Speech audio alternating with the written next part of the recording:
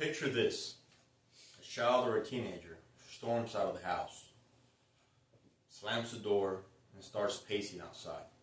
Everyone's watching, waiting on your next move.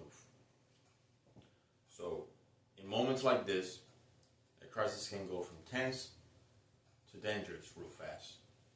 So today I'm going to talk to you about how to deal or how to respond when a situation gets heated. If you work with kids or have kids or want to go into psychology or social services or even have siblings, knowing how to respond to a crisis can make a huge difference in keeping everyone safe. I've dealt with crisis almost every day for about 4 years, working at New Horizons Residential Treatment Center. So I've learned what works, what doesn't, and how important it is to handle this moment the right way. First, I'll explain how to respond to a crisis by connecting with the kid. Next, I'll go over some steps that will follow during the actual crisis moment. And finally, I'll show you how to bring things back together in balance once the situation is calmed down. So let's start with what happens before you even try to fix the situation. A good crisis response begins by slowing things down and trying to understand what the kid wants and what are they doing at the moment. So one of the first things we're trained at New Horizons is called involvement. So it's basically asking the child what do they want, which it sounds simple and it sounds basic, but it helps the kid feels heard instead of judged. So then we move to the current behavior by asking a simple question: what are you doing right now? So when you ask him this question, this helps the kids focus on what's happening instead of all the emotions they're feeling at the moment. So once we have a basic understanding of what's going on, we can start guiding things in a better direction. However, what about when things starts escalating? So we also follow a set of rules or a set of steps outlined by New Horizons, including or called reality therapy and the 9 steps of confrontation to help the kid calm down and take responsibility. So the 9 steps of confrontation go as follows. Confrontation, number 1, addressing the issue, right? Second one is clarification, asking questions like why, where, who, and what. Diversion, changing the subject.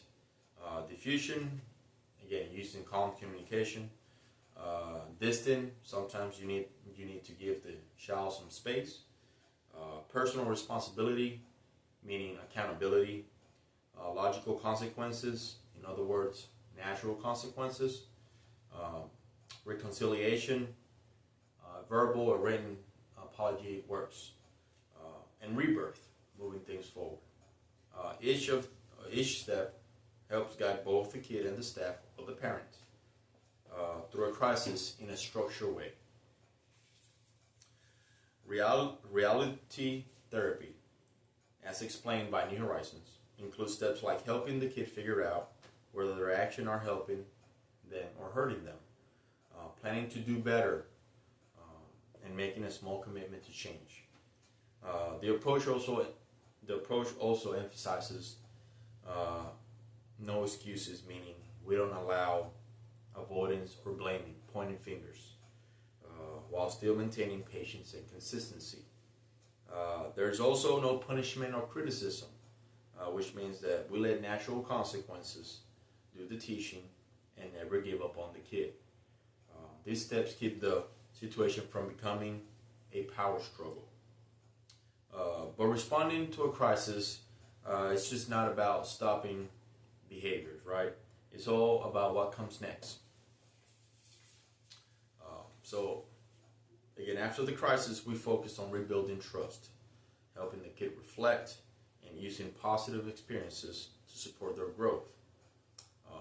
Part of our job is helping kids make sense of why they reacted the way they did, especially when past trauma plays a part. We hold them accountable, but we do it in a caring and understanding way. We then help them build confidence and celebrate small wins and find healthy ways to feel good about themselves. Working as a team with other staff makes this moment much more effective. So now that we talked, we've walked through the steps. Let's wrap it up. Responding to a crisis starts with connection, moves into structure steps that calms things down, and ends with rebuilding trust and helping the kid grow, which is the ultimate goal. At the end of the day, crisis moments don't have to turn into disasters. When we stay calm, we show empathy, and guide kids through these steps, we teach them skills that they can carry for life.